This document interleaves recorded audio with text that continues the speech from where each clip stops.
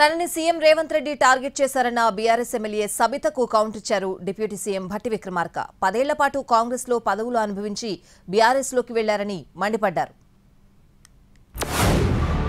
ఒక CLP leader గా చేసి మొట్టమొదటిసారి నన్ను చేసి అక్కడ కూర్చోబెడితే ఒక దశాబ్ద కాలం మంత్రిగా పనిచేసి కాంగ్రెస్ పార్టీలో అన్ని పదవులు అనుభవించినటువంటి సబితా ఇంద్రారెడ్డి గారు నా వెనకుండి నన్ను ఎల్ఓపిగా నిలబెట్టాల్సింది పోయి కేవలం అధికారం కోసం నేను వారి ఇంటికి వెళ్ళి కూడా అడిగాను అధ్యక్ష. నాతో పాటు అనేక మంది నాయకులను తీసుకొని పోయి అమ్మ ఎల్లబాకండి, మీరు పోతే ఎల్ఓపి స్టేటస్ పోతుంది, కాంగ్రెస్ పార్టీ పరువు పోతుంది, 10 సంవత్సరాలు మీరు మంత్రిగా అనుభవించారు, మీరు ఇప్పుడు కూడా ఎమ్మెల్యేగా ఉన్నారు, కాంగ్రెస్ పార్టీ మీకు ఏం తక్కువ చేయలేదు, మీకు ఇంకా కావాలంటే ఇంకా చాలా చేస్తుంది, చివరికి మీ అబ్బాయికి పార్లమెంట్ సీటు కూడా కాంగ్రెస్ పార్టీ ఇచ్చింది, చేయబాకండి అని పదే బతిలాడితే వారు చేసింది ఏంది అధ్యక్ష?